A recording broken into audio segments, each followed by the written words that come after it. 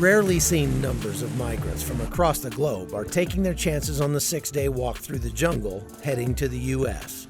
Many of them never make it out alive. Most disturbing are the large numbers of children and babies being carried along on this trek, a result of immigration policy that gives parents with children preferential treatment when they enter the United States. But too many of these little ones are dying along the way. Bajo Chiquito is the first outpost of civilization the migrants reach in Panama. The village has neither running water nor electricity, but one thing they have too much of is visitors. Men, women, and children come limping out of the jungle all day long, exhausted, sick, and injured, suffering everything from parasites to trench foot. But that's not the worst of it. Bands of criminals roam the lawless jungle, lying in wait for the migrants. Murders happen almost every day. Everyone is robbed, and most women are raped. One Indian woman suffered abuse so graphic we can't show it here. This is an incredibly arduous journey that people are going through the jungle. We see it right here. People's feet torn up and being carted around in a wheelbarrow. It is awful what is going on, and there's no reason for it. Everything is bad out there. There were bodies on the trail, even decomposed ones. It can be stopped if the Biden administration would just say, we're going to secure the border once again, because that's what's unleashed this. It was bad. My advice, don't go into that jungle. Don't enter.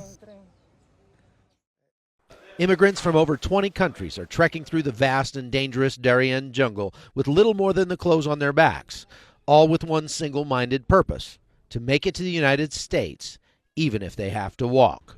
The tiny village of Metetí is one of the first places these refugees are processed by Panamanian immigration authorities once they emerge from the jungle.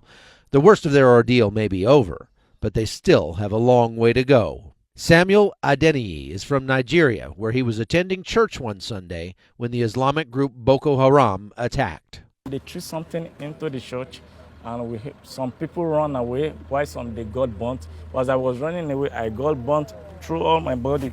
I spent all here, I was like a roasted chicken. Some friends found him and took him to the coast, where they put him aboard a cargo ship. So the guy that put me inside the ship told me I have to hide myself, just like in the engine. I didn't know where they were taking me to. It was when I arrived at Colombia, then I didn't know where Colombia was. There he found a large group of Africans planning to go to the U.S.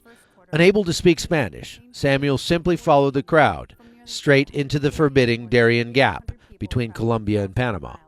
He had no idea what he was in for. It was very, very tough. It was like a hell in the jungle, because this is the first ever in my life I experienced such. I never had such experience. On May 9th, Panama's president officially closed its border with Costa Rica.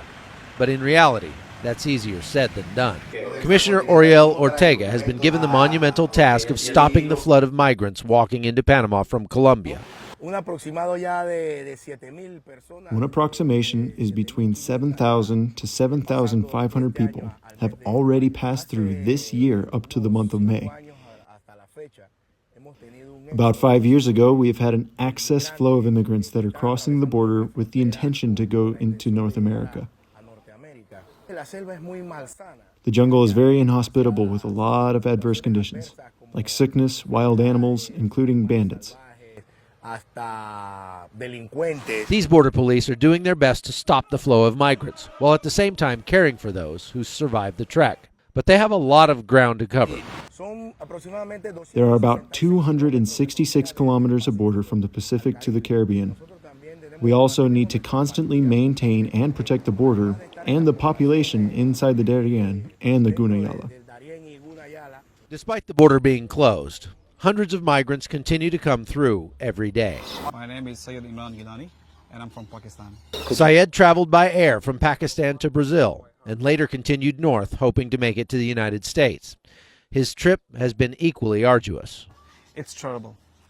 The journey from Brazil until here, it's terrible. In Colombia, most of people get robbed by police.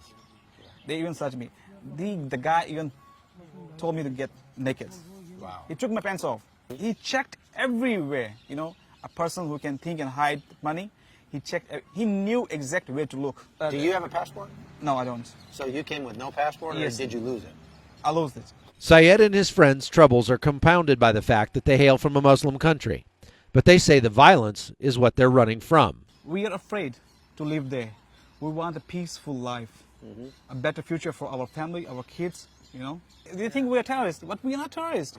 It's rumored that the U.S. Embassy in Panama is vetting refugees from Muslim countries who end up here. But the embassy refused repeated requests for comment. Nicaragua and Costa Rica have also closed their borders to immigrants, meaning that Panama must struggle to deal with the continued flow without simply sending them along to the north. So far, no solution has been found. And in the meantime, these migrants are hoping things will work out somehow. So tell me what you hope to find in the United States. Justice, peace and justice for everybody. Everybody is equal.